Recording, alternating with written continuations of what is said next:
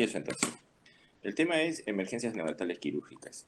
El objetivo para ustedes es que aprendan a reconocer los signos y síntomas tempranos para así hacer un diagnóstico y tratamiento oportuno.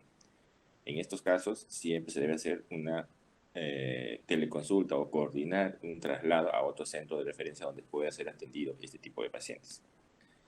Para la clase vamos a utilizar la clasificación de Heller, que es la más fácil, entendible y es mucho más didáctica.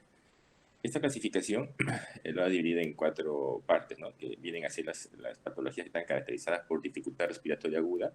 O sea, quiere decir que desde que nacen o desde que presentan el problema, presentan dificultad respiratoria aguda. También están las que dan como resultado los vómitos biliosos, las que tienen defectos cutáneos apreciables y las que presentan grandes masas tumorales.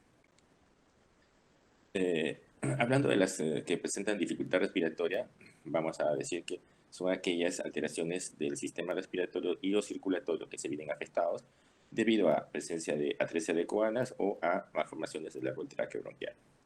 Aquellas otras que por alteraciones no dependientes del sistema cardiorrespiratorio también van a dar dificultad respiratoria, pero que van a ser la atresia esofágica. Esta puede ser con fístula o sin fístula.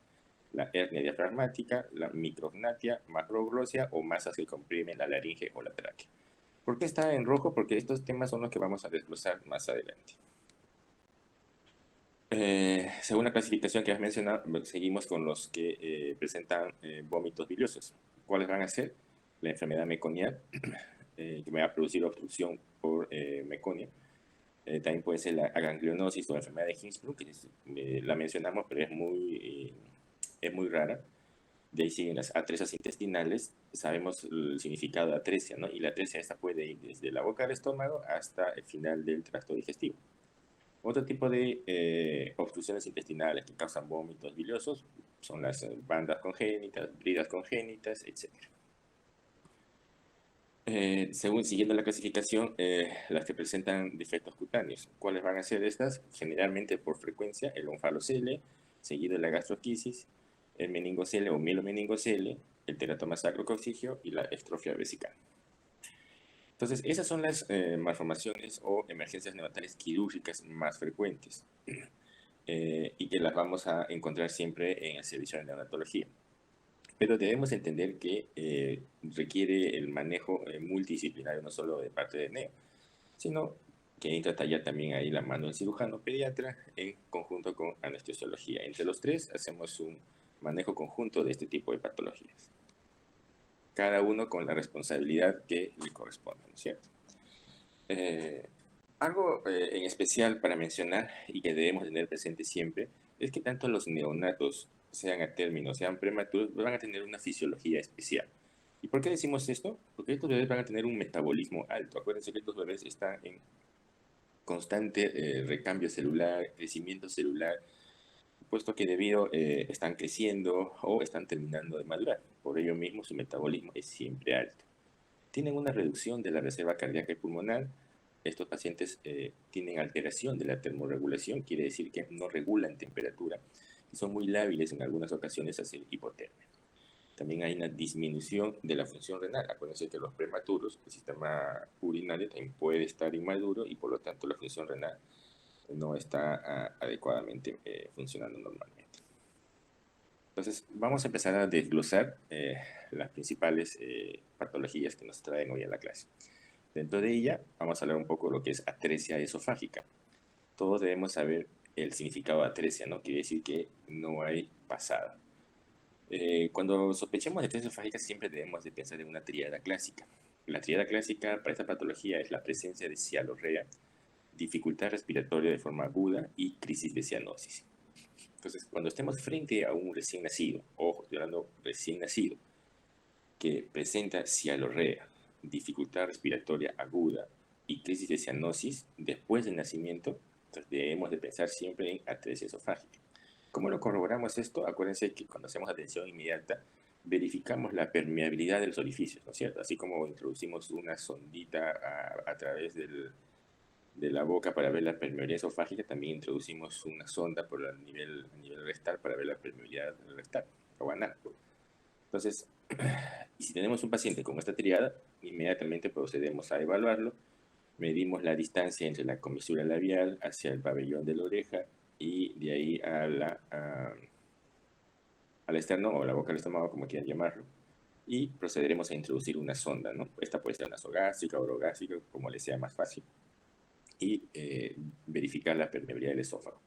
Si al introducir la sonda llegamos a un tope y no avanza, pues probablemente estemos ante un cuadro de atresia esofágica. Posteriormente a esta evaluación, procedemos a tomar simplemente una radiografía simple de abdomen o una radiografía tóraco-abdominal para visualizar hasta dónde llega la sonda, ¿no? Y en lo que se refiere a la atresia esofágica, esta puede ser, como ya mencionaba anteriormente, con fístula o sin fístula. La incidencia, por lo general, va en 1 por cada 4.000 nacidos vivos, y de estos pacientes que nacen con atresia, el 25% de todos ellos puede estar asociado a otro trastorno congénito, como cardiopatías congénitas. De estas puede ser comunicación intraauricular, comunicación interventricular o tetralogía de Fallot. Y está mucho más relacionada la atresia esofágica con fístula a los prematuros, ¿no? Y también a la asociación Baxter, que es una de las malformaciones más complejas y que tiene muy alta mortalidad. ¿Y cuáles son las formas de presentación de la atresia esofágica? Acá tenemos una clasificación de Gross, en donde la clasificó según su forma de presentación. La clasificó de la letra A hasta la E, porque son 5 formas. La A es aquella en donde se visualiza la atresia y no hay comunicación con la vía respiratoria, ¿no? Está el muñón proximal con el muñón distal, pero sin comunicación con la vía respiratoria. En la forma de presentación de tipo B, vemos que el muñón proximal sí tiene comunicación con el tronco, la vía respiratoria, mientras que el muñón distal no tiene comunicación. Entonces acá vemos que la atresia esofágica con fístula es la de tipo B, la que tiene la comunicación con el árbol bronquial, el muñón proximal. En la de tipo C es todo lo contrario, ¿no? El que se comunica con el árbol bronquial es el muñón distal. En la de tipo D, ambos muñones están fistulizados o en comunicación con el árbol bronquial. En la de tipo E, existe obstrucción o no hay pasaje a través del esófago, pero está fistulizado con el árbol bronquial. De todas estas formas de presentación, la más común o la más frecuente es la de tipo C, o sea, la que se presenta con mayor frecuencia es la atresia esofágica con fístula, y que el muñón distal es el que se comunica con el árbol bronquial. Según las estadísticas, el 90% de tipos de biografía que también reportan menos o más. Pero, en conclusión, la forma más frecuente de presentación es la de tipo C. Igual, es otro esquema en donde vemos lo mismo, los muñones distales del esófago y los segmentos que están fistulizados con el árbol bronquial. Igual es lo mismo, pero desde un punto de vista lateral, ¿no? De perfil, en donde vemos que por delante está la vía aérea y por detrás está la vía digestiva. Entonces, vemos acá la de tipo A, donde los muñones están separados. En esta vemos que el esófago tiene una comunicación directa con la vía aérea. Viene a ser, según la clasificación que has mencionado hace rato, esta viene a ser la E, ¿no es cierto? La última. Y así continúan las demás, ¿no? Como habías mencionado. Entonces, ¿qué dijimos que hacíamos después de evaluar este paciente y de introducir una sonda nasogástrica u orogástrica para ver la permeabilización del esófago? Pues lo que continúa es solicitar una radiografía tóraco-abdominal, ¿no? Para ver hasta dónde llega esa sonda.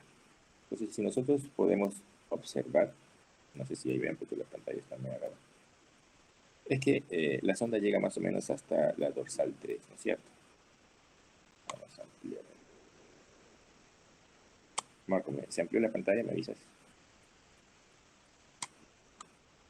Sí, sí, se me la pantalla.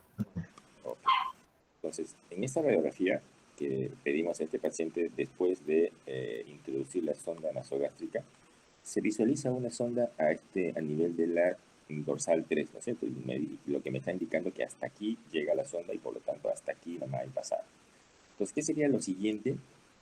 Administrar una solución contrastada para que me dibuje bien el saco, ¿no es cierto? Que tendría a ser esta de acá, en donde ya esta es una radiografía posterior, en donde hemos administrado una solución contrastada y le hemos tomado la radiografía, ¿no? ¿Y qué es lo que visualizamos?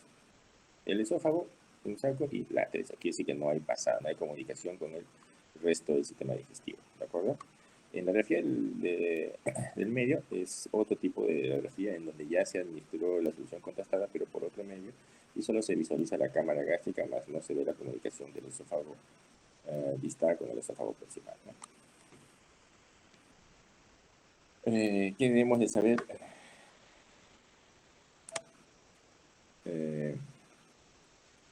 Debemos de tener en cuenta que el manejo es netamente quirúrgico, ¿no es cierto? Aquí tiene que entrar, ya como se ha mencionado, el cirujano. Nosotros hacemos el diagnóstico, tomamos las radiografías, nuestro trabajo será preparar al paciente para la cirugía, ¿no es cierto?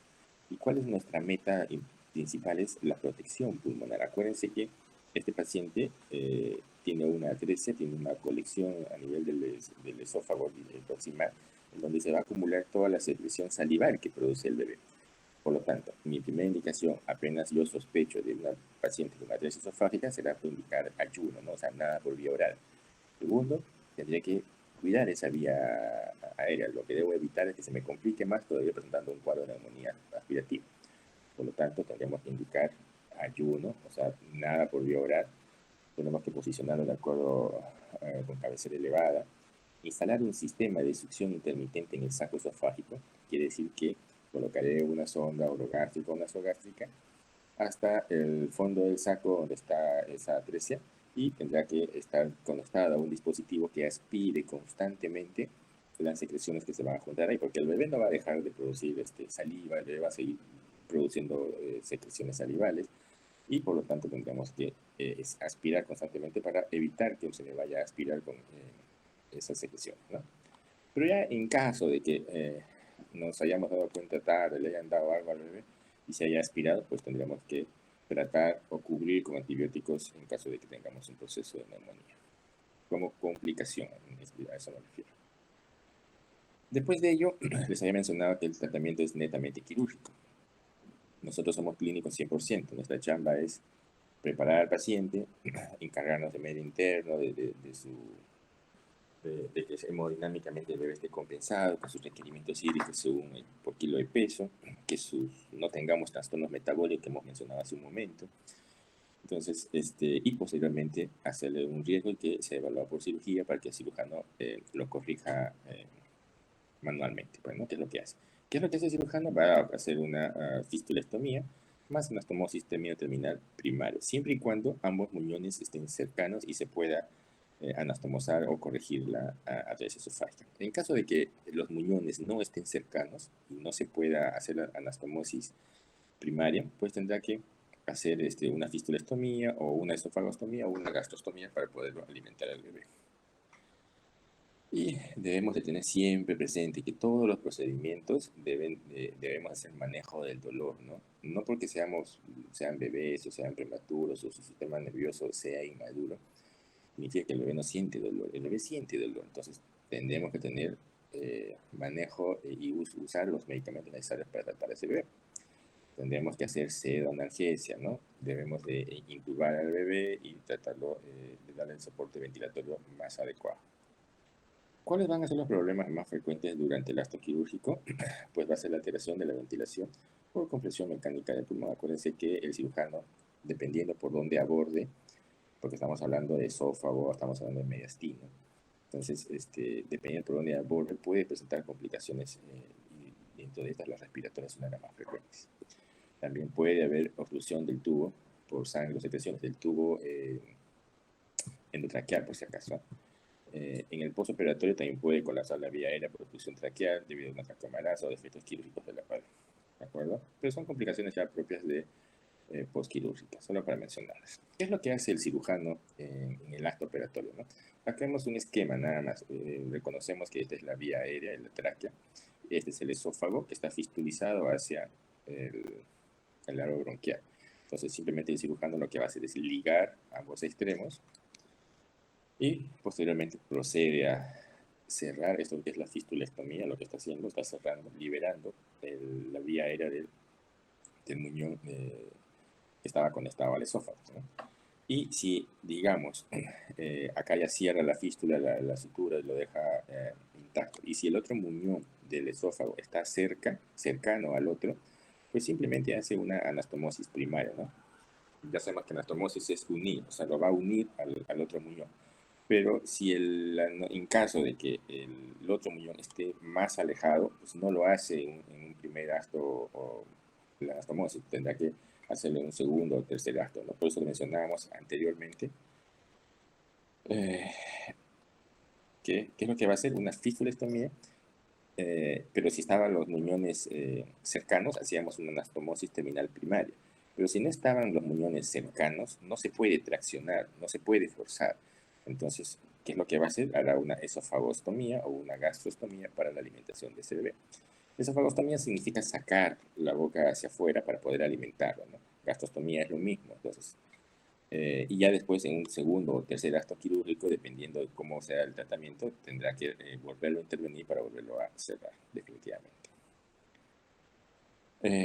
Los detalles anestésicos es que, como les decía, el bebé tiene que estar relajado, tiene que estar bien ventilado, el tubo endotraqueal tiene que estar bien colocado antes de la bifurcación de la carina. No debemos ocasionar distensiones esofágicas, parece que el bebé va a estar postoperado probablemente, y debemos de tener siempre una comunicación, todo el equipo, tanto cirugía como anestesia, para que nos reporten a nosotros, porque nosotros no entramos a sala, y nos deben de reportar qué es lo que han hecho, qué han encontrado y las recomendaciones tanto de cada una para poder hacer un manejo multidisciplinario. La sobrevida de estos pacientes es alta, por si acaso, siempre y cuando se haya hecho un manejo adecuado, ¿no? Y que no esté asociado a otras patologías, ¿no? Pero si está asociado a otras patologías, a veces eso complica en sí la sobrevida de estos pacientes. Eso en cuanto a la atresia esofágica. Ahora vamos a hablar un poco sobre lo que es la hernia diafragmática congénita. Por definición, viene a ser la herniación del contenido intraabdominal a la cavidad torácica. Esto a través de un defecto diafragmático congénito. Dentro de la fisiopatología, ¿qué es lo que me va a ocasionar esta herniación diafragmática congénita? Me va a ocasionar hipertensión pulmonar. Esta hipertensión pulmonar es reversible, pero me va a ocasionar de manera secundaria hipoplasia pulmonar que es irreversible, ¿ya? Entonces, este es el problema que me va a ocasionar la hernia diafragmática con la que yo voy a luchar. El diagnóstico de esta patología, como de todas las que vamos a hablar, debe de ser prenatal. No podemos hacer diagnóstico una vez que nace, porque la idea es que el diagnóstico sea prenatal cuando el bebé no ha nacido todavía, para poder programar la recepción de este bebé y brindarle todo lo que necesita, ¿no? Y lo más importante, que deben hacer en un hospital donde contemos con todo lo que necesita para poder tratarlo. Entonces, ¿y cómo hacemos el diagnóstico prenatal? Sencillo, a través de una ecografía. Así como ustedes cuando trabajen en atención primaria en un centro de salud y capten gestantes, así como le piden grupo de factor, le pedirán cuánto tiene de hemoglobina, examen de orina para ver algún antecedente de infección urinaria, lo que sea, pues también tienen que pedir una valoración morfológica de ese bebé para ver si trae algún trastorno congénito, ¿no? Entonces, y en la ecografía, pues el médico que realice la ecografía, que esperemos que sea un ginecólogo, buscará pues, ausencia de burbuja gástrica, verá desviación mediastinal o asas intestinales llenas de líquido a nivel del corazón y sobre todo la presencia o el antecedente de polidrámenos, ¿no? Recuerden que hemos hablado ya antes de los factores de riesgo de polidrámenos. En esta clase lo vamos a mencionar casi en todas las patologías la presencia de polidrámenos. Entonces, eso en cuanto a hernia diafragmática congénita. La incidencia de esta patología también es baja, no es muy frecuente, pero se presenta más o menos en 1 por cada 2.500 o a 3.000 nacidos vivos. El defecto más común de la hernia diafragmática es la posterolateral, ¿no? Como 75% de todos los casos que se han presentado. Existe también otro defecto que puede ser la anteromedial, pero la más común es la posterolateral. Y como decía, el diagnóstico debe ser prenatal. La hernia diafragmática congénita me va a presentar el cuadro, en cuanto al cuadro clínico, dificultad respiratoria dentro de las primeras 24 horas de vida. Una de las características más reconocibles en esta patología después de nacer es el abdomen escafoide o excavado. Recuerden que un bebé al nacer es panzoncito, no es todo lo contrario, pero imagínense que nazca un bebé con abdomen excavado, eso me tiene que hacer pensar en que algo no está yendo bien. El tórax, ¿cómo estará? El tórax estará asimétrico, ¿no? Estará todo abombado, y incluso uno de los emisores puede estar más afectado que el otro. Los ruidos respiratorios no los escucharemos normalmente como los escuchamos o como auscultamos, ¿no? El murmullo vesicular no se encontrará en el lado afectado por la hernia diafragmática. Tendremos a nivel radiológico, también a nivel clínico, gran desviación de mediastino. Entonces, en esta patología debemos de reconocer o entender que es una emergencia médica fisiológica, más no quirúrgica ni anatómica. ¿Por qué? Como vemos en la imagen, vemos un bebé que tiene todo lo contrario, ¿no? Un bebé cuando nace, les decía, es panzoncito, no pechugón. Este bebé está todo lo contrario, ¿no? Tiene un gran tórax abombado, ¿no? Elevado, mientras que el abdomen está cavado, ¿no? No pareciera que hubiera ahí asas intestinales. Y es lo que estábamos viendo en la imagen. Si nosotros nos podemos ocultar, pues no vamos a encontrar ruidos hidroaéreos acá. ¿Dónde los encontraremos? En el tórax, ¿no? Y el murmullo vesicular también estará probablemente alterado, ¿no? En cuanto al lugar. Entonces, cuando tengamos un paciente que nace, lo atendemos porque estamos en atención inmediata y encontramos esto, abdomen excavado, no encontramos asas intestinales probablemente ahí, y auscultamos un murmullo vesicular muy desviado, pues tendremos que solicitar examen, ¿no? Y uno de los primeros exámenes que vamos a solicitar es una radiografía tóraco-abdominal. ¿Qué es lo que vamos a ver en la radiografía tóraco-abdominal? Pues un gran silencio, ¿no? A nivel de abdomen, lo que encontramos es silencio. No vemos absolutamente nada porque no hay asas intestinales acá. Si nos vamos a la parte de tórax, vamos a ver que mediastino está totalmente desviado, ¿no? Hacia el lado derecho. Pulmón, no vemos absolutamente más que un poquito, ¿no? Rezagos de pulmón, ahí, al ajuste ese pulmoncito está queriendo sobrevivir. Es en el lado derecho. En el lado izquierdo, ¿qué vemos?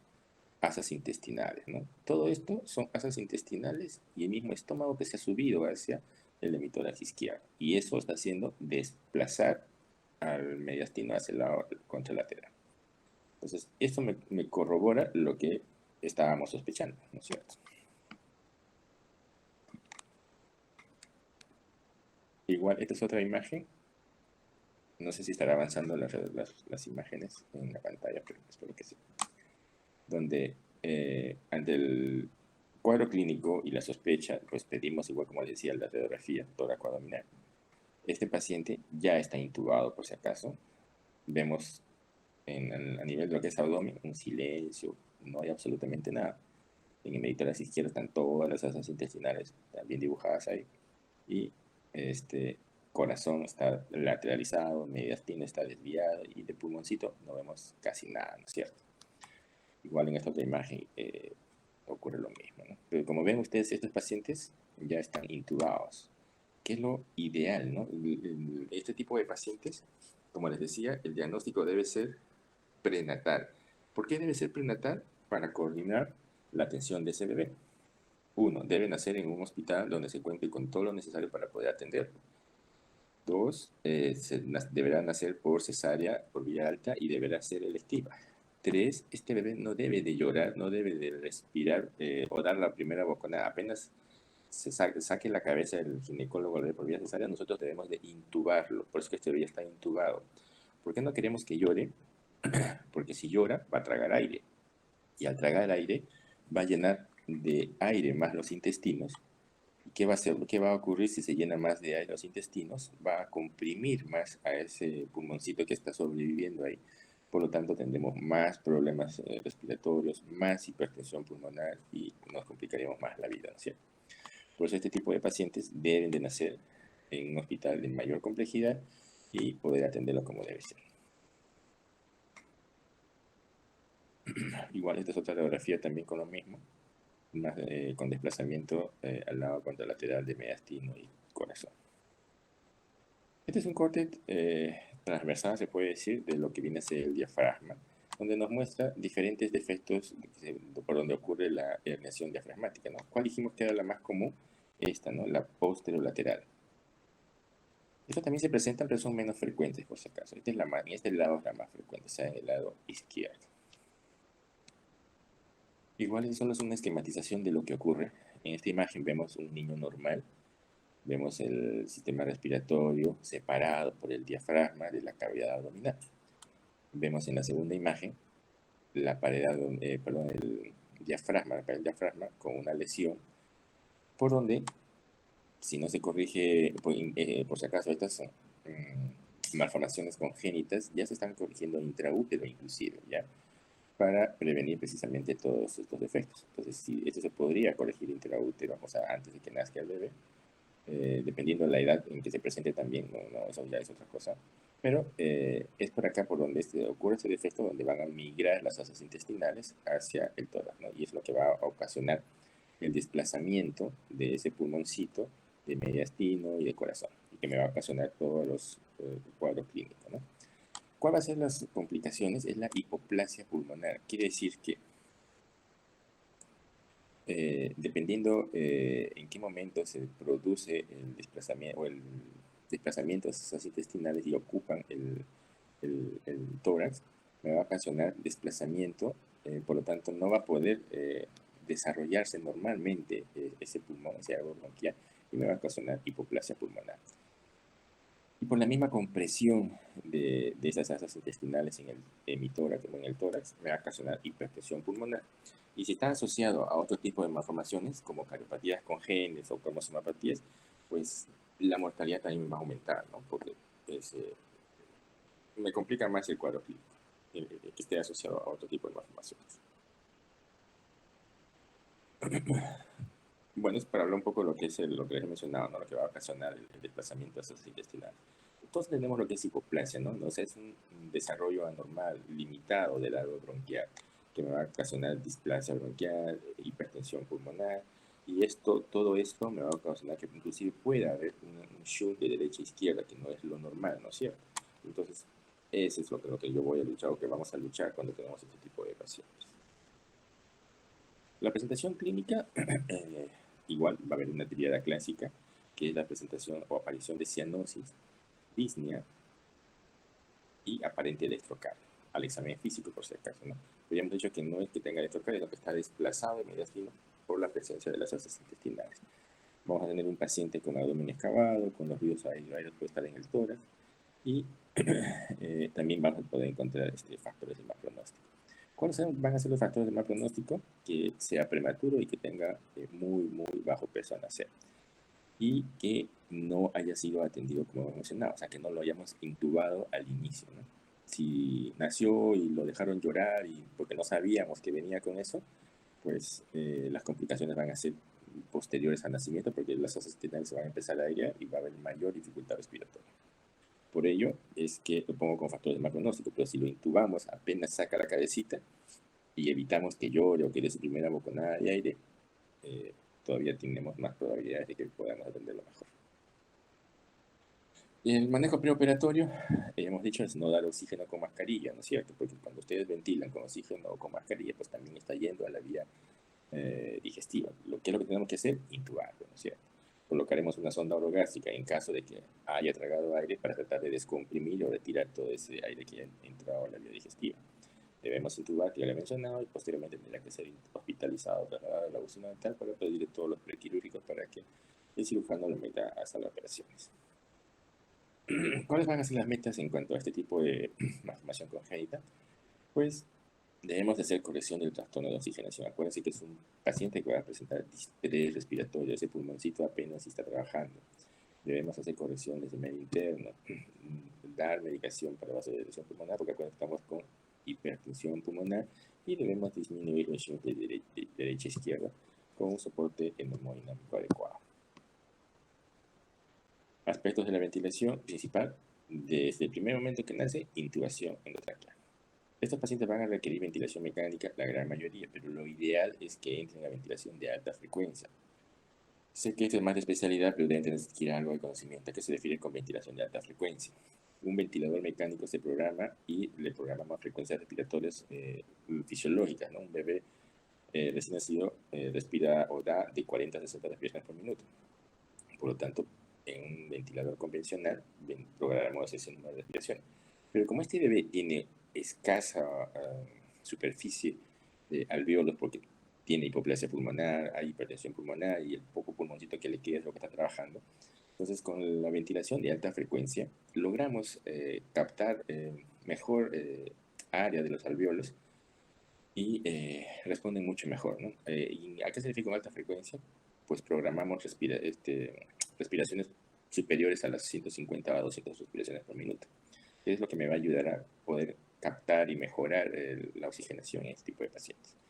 Debemos evitar ventilación, como les he mencionado, con máscara, no debemos usar eso y debemos mejorar la compliance pulmonar en ese tipo de pacientes. Si estuviéramos en un hospital de alta complejidad, pues estos pacientes son candidatos para ECMO, ¿no? Para la circulación extracorpórea y sobre todo el oxígeno. En este medio no tenemos, ¿no? Algún día quizás tengamos.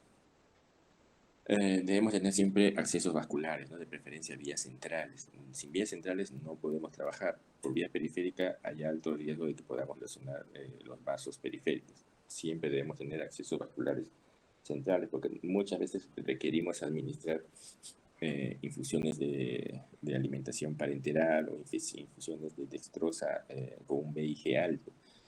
Y para ello necesitamos vías centrales.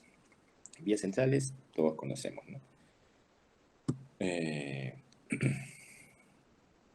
Conciencias anestésicas, ya es manejo anestesiólogo, siempre debemos tener, manejar FIO2 alto, porque recuerden que estos bebés tienen escasa superficie alveolar. Debemos hacer siempre manejo de la sed, analgesia, manejo del dolor en ese paciente, tanto en el preoperatorio como en el postoperatorio. No podemos dejarlo sin eso a este tipo de pacientes. Ya, ahora vamos a hablar un poco sobre lo que es defectos de la pared abdominal. Dos temas acá, la gastrosquisis y el onfalocele. La gastrosquisis, igual que en las patologías anteriores, el diagnóstico debe ser prenatal. La incidencia va en 1 por cada 15.000 nacidos vivos y esta patología sí tiene baja incidencia en asociación con otras anomalías congénitas. Vemos en una imagen para diferenciar qué cosa es la gastrosquisis y qué cosa es el onfalocele, ¿no? En la gastrosquisis vemos que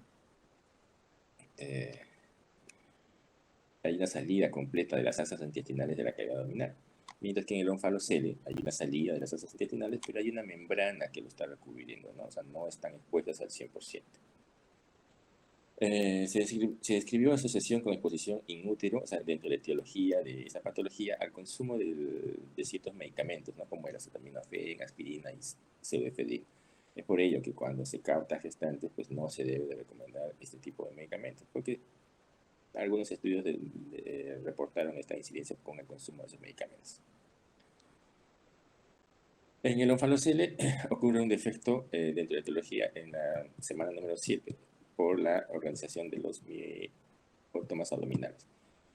El intestino medio protruye a través del saco umbilical, pero persiste secuestrado. Quiere decir que no sale por completo. La corrección es mucho más sencilla, no requiere tanto problema ni día hospitalario y la recuperación es mucho más fácil y el promedio de vida es mucho mayor. A diferencia de la gastrosquisis, que aquí hay un evento isquémico durante la embriogénesis que va a dejar un defecto abierto en la pared abdominal y por donde van a protruir las asas intestinales intraútero, por si acaso. Bueno, estas patologías, como les he mencionado, no están muy relacionadas a otro tipo de efectos, ¿no? Por ejemplo, pero en el encefalocele sí está muy relacionado a otro tipo de patologías como las trisomías 13, 15, 18 y 21. Este cuadro solo muestra una diferenciación tanto del onfalocele como de la gastrosquisis. El onfalocele tiene una incidencia de 1 por cada 6.000 aproximadamente. Acuérdense que estos son estudios en base a promedios. Hay bibliografía que puede reportar más o como reportar menos, pero siempre en ese sentido, ¿no? O sea, el onfalocele es más frecuente en relación a la gastrosquisis. Decimos, la incidencia 1 por cada 6.000 y la gastrosquisis 1 por cada 15.000. En cuanto a la edad gestacional, el onfalocele es mucho más frecuente en los prematuros, mientras que la gastrosquisis es mucho más frecuente en los nacidos a término. En lo que se refiere a la cubierta peritoneal, en el onfalocele está presente, ya lo hemos mencionado en la imagen, hay una cubierta que recubre los asas intestinales, mientras que en la gastrosquisis está ausente, no hay esa cubierta peritoneal.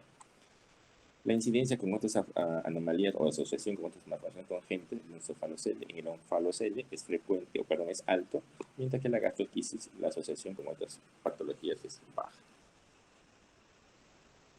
En cuanto a la intervención preoperatoria, ya sabemos que tenemos que darle su soporte, sus requerimientos hídricos de acuerdo a las pérdidas sensibles.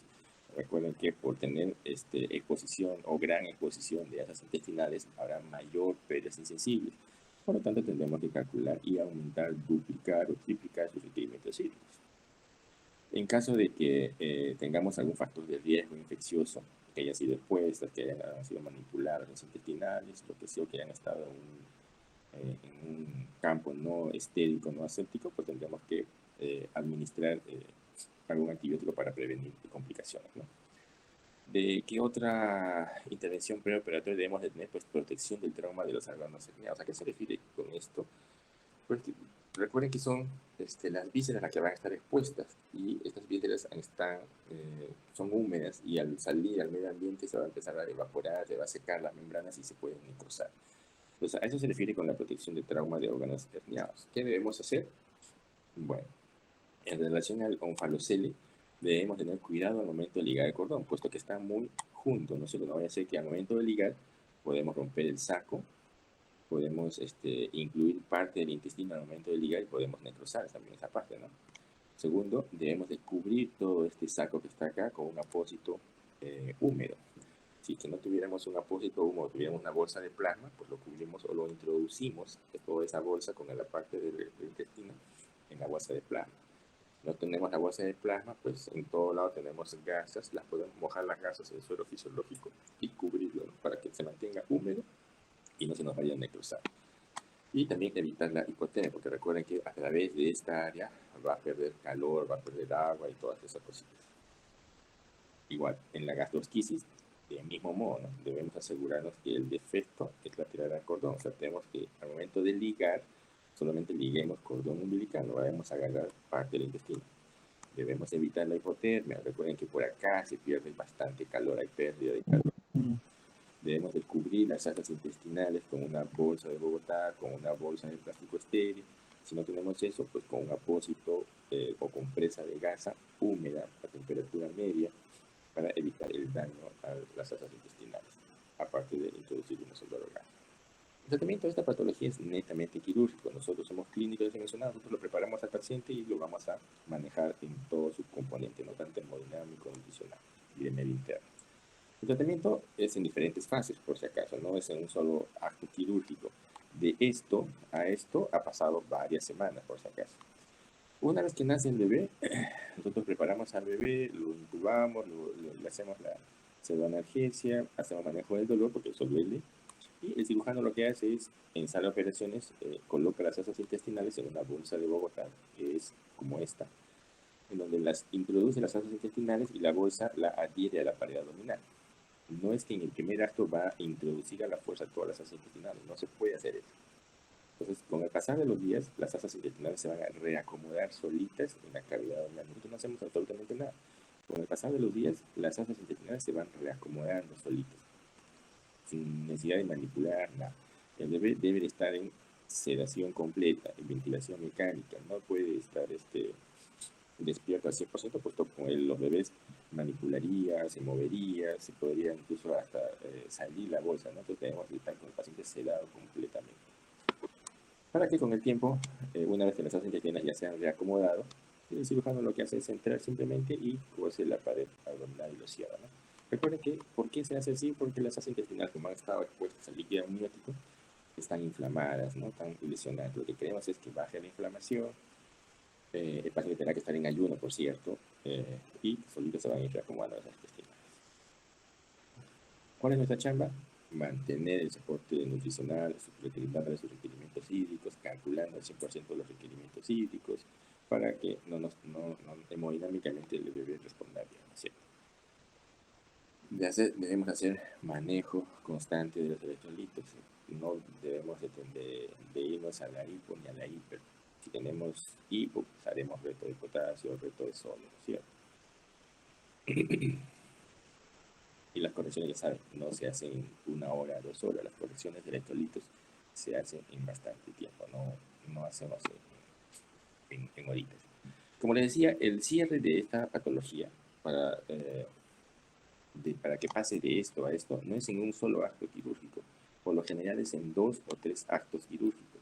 ¿Qué pasa si se hace en un solo acto quirúrgico, en un cierre primario, ¿no? ¿Qué podría pasar si viene un cirujano novato y dice, no, yo lo meto todo y lo cerramos en una sola. ¿Qué puede pasar? Pues va a haber aumento de la presión intraabdominal. ¿Y qué va a ocasionar ese aumento de la presión intraabdominal? Alteración de la mecánica ventilatoria, ¿no? Podemos causar también isquemia intestinal porque hay mayor presión ahí y disminución de retorno venoso. Complicación, volverlo a abrir y hacerlo de manera gradual, que es lo ideal, ¿no? Entonces esperar calmadamente y las fascias intestinales que están en su bolsa en Bogotá y solo se van a reacomodar. Este paciente, como les digo, después del acto quirúrgico debe estar ventilado, sedado por completo, más de 48 horas inclusive, ¿ya? Para prevenir daño o dehiscencia de la bolsa de Bogotá, porque la bolsa de Bogotá está cosida en la pared del abdomen, por si acaso. Debemos vigilar, este paciente deberá estar monitorizado las 24 horas del día, deberá estar cubierto con antibióticos. Acuérdense que a veces hay una gran exposición. La profilaxis con antibióticos no existe. Solamente debemos de tratar cuando haya un proceso infeccioso. Pero si tenemos factores de riesgo que nos hagan sospechar de algo infeccioso, pues tendremos que cubrirlo de todas maneras, ¿ya? Siempre debemos vigilar estrictamente al paciente una vez que se ha hecho el cierre directo de la cavidad abdominal, puesto que podríamos estar también ante un síndrome compartimental. Bueno, eso como consejo más que todo, ¿no? Nosotros jamás hacemos cierre primario, siempre hacemos en 2 o 3 actos quirúrgicos. Si hemos tenido pacientes en nuestro hospital con gastroquisis a cada rato, por si acaso, porque hay una muy mala costumbre de las mamás que a veces vienen sin controles prenatales y cuando nace con toda la gastroquisis, ya no nos queda otra más que atender. Bueno, a pesar que les digo o les recomiendo que el diagnóstico es prenatal, ¿no es cierto? Y así es como se ve, así nacen los bebés, con todas las vísceras expuestas hacia afuera, ¿no? Pero acá se ven vísceras todavía de un color aceptable. Existen ocasiones en donde, no sé qué pasó, pero las vísceras que al momento de nacer están totalmente necrosadas, dependiendo de cómo haya nacido ese bebé, ¿no? Este tipo de pacientes deben nacer por vía alta, por cesárea, no pueden nacer por vía vaginal. Pero si es una mamá que no tiene controles prenatales y va a la emergencia en trabajo de parto en expulsivo, ¿qué queda? Pues no se entera ya cuando el bebé nace. Pero nos queda más que atender nada más a este tipo de bebitos. Ya, eso en cuanto a gastrosquisis. Ahora, en cuanto a obstrucción intestinal, debemos saber que la presentación clínica de este cuadro es igual en cualquier edad, tanto en neonatos como en lactantes, y debemos sospechar, sobre todo en este tipo de pacientes, que la causa sea congénita, jóvenes. Atresia ya se ha mencionado a qué se refiere, ¿no? Se refiere a una oclusión congénita causada por una oclusión completa del lumen intestinal, mientras que la estenosis es todo lo contrario, no es una oclusión completa, no parcial. ¿Por qué hablamos de esto? Porque sabemos que podemos tener atresia duodenal, diagnósticos de atresia en lo que se refiere a todo el intestino, ¿no? Tanto desde la parte alta hasta la última porción del intestino. Estos diagnósticos también deben de hacerse a nivel prenatal, sobre todo cuando en la ecografía te reportan que tiene polidramnios, ya te está diciéndote que algo está mal, ¿no es cierto? Si tenemos un paciente que después de nacer le aspiramos más de 80 cc de la cámara gástrica, también nos están diciendo que algo está yendo mal, que probablemente estemos ante un cuadro de atresia duodenal. Recuerden que la primera atresia que conversamos era atresia esofágica, estamos bajando, ahora estamos en atresia duodenal. Una de las características de este tipo de pacientes es que va a presentar vómitos biliosos. ¿Por qué? Porque es una atresia duodenal. Todavía podemos obtener, encontrar este signo o síntoma en este tipo de patología, ¿no? Aquí, en la atresia duodenal, no encontraremos distensión abdominal, ¿no? ¿Por qué? Porque la atresia es alta. No tendría sentido encontrar este tipo de distensión. Si necesitamos distensión, es más baja la obstrucción, ¿no es cierto?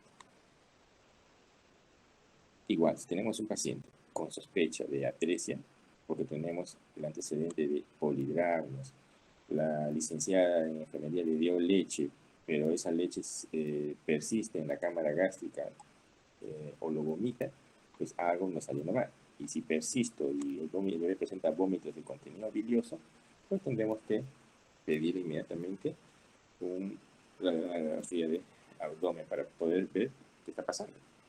Y en la radiografía de abdomen vamos a encontrar lo mismo que había mencionado antes, ¿no es cierto? A ver.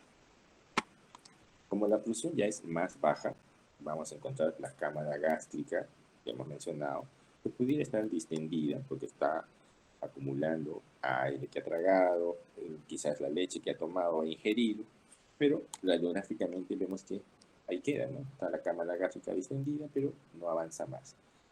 Vemos más hacia abajo y vemos un silencio, porque no vemos asas intestinales que estén aireadas. ¿Por qué no está aireado? Porque estamos hablando de atresia duodenal, que quiere decir que aquí no pasa, ahí se quedó. A diferencia de la otra, ¿no? La otra sí vemos una gran cámara gástrica, pero se ve asas intestinales, se ve aireadas. Si uno compara esto con esto, vemos clarito, ¿no? Que hay una obstrucción intestinal alta. El manejo, ya sabemos, ¿no? Habrá que ampliar estudios, podemos solicitar estudios contrastados si deseamos, pero inicialmente colocaremos una sonda orogástrica para descomprimir la cámara gástrica. Lo dejaremos en ayunas, porque si no estamos sospechando de una atresia, no le daremos leche más, ¿no? Por lo tanto, tendremos que darle sus requerimientos hídricos por vía endovenosa. El paciente tendrá que dar un imbalance. Habrá que buscar otro tipo de anomalías, porque pudiera estar asociado a otras neuropatías congénitas. Y pediremos una evaluación por cirugía pediátrica para que defina si es o no es una atresia. Eso en cuanto a la duodenal. Entonces, seguimos bajando y nos vamos a la atresia yeyunoidea. Igual, el diagnóstico también debe ser prenatal. ¿En qué antecedentes prenatales podemos sospechar? Cuando tengamos polidramios, ¿no? Y estos pacientes también van a presentar vómitos, porque todavía estamos a nivel yeyunoidea. ¿Van a presentar distensión abdominal? Sí, acá sí ya vamos a poder encontrar distensión abdominal, a diferencia de la anterior, donde no va a haber distensión abdominal. Este tipo de pacientes, por lo general, no meconizan dentro de las primeras 24 horas de vida y pueden incluso llegar a presentar ictericia, ¿no? Debido a ello. ¿Está asociado a otra anomalía? Sí, pero menos del 10%, no es muy frecuente la asociación. Igual, ¿no? Solicitaremos una grafía del abdomen. Acá dijimos que ya había distensión abdominal, ¿no? Acá ya vemos un abdomen más voluminoso, ya vemos más asas intestinales dilatadas, ¿no? Porque ya estamos hablando de yeyuno, ya estamos en duodeno, estamos más abajo. Y los antecedentes que ya mencionaba, el polidramio, los vómitos, ¿no? Que pudieran estar presentes. Igual, solo es una comparación, como es un abdomen con una obstrucción yeyunoidea, vemos distensión de asas. Si nos vamos a la parte baja, igual vemos un gran silencio en la parte baja, ¿no? Por acá no pareciera que ve intestino, solo está en la parte alta, ¿no? Y esquemáticamente, igual es una fotografía, ¿no? Ya en el acto quirúrgico donde han extraído el segmento que está atreziado, ¿no? Todo esto es que está aquí, siguiendo con el cursor, es la atresia del intestino. Este segmento está normal. ¿Qué hará el cirujano? La experiencia de él tendrá que retirar todo el segmento que está atreziado y anastomosarlo con la parte que está normal. El chamba del cirujano. Igual son radiografías donde vemos asas intestinales dilatadas, ¿no? Y que nos están mostrando obstrucción intestinal. Igual otra imagen, asas intestinales normales. Igual acá, aquí vemos este segmento grande, es una atresia, no hay pasada a través de este segmento del intestino. ¿Qué va a hacer el cirujano? Corta acá, corta en otro segmento y lo va a unir. Probablemente un primer acto quirúrgico, ¿no? Dependiendo de cómo esté el intestino también, si está viable o no está viable. Y en cuanto a las atresias yeyunoideas, ¿cuál va a ser el manejo? Igual al anterior, ayuno. Tendremos que colocar una sonda para descomprimir esa cavidad y darle sus requerimientos hídricos, tener siempre un balance hidroelectrolítico neutro, no pasarnos ni mucho ni menos, control de los electrolitos, etc.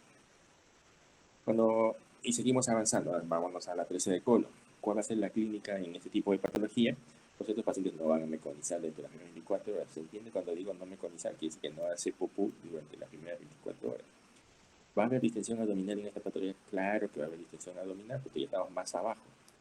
¿Presentará vómitos biliosos? Sí, va a haber vómitos biliosos. Incluso estos vómitos biliosos pueden cambiar.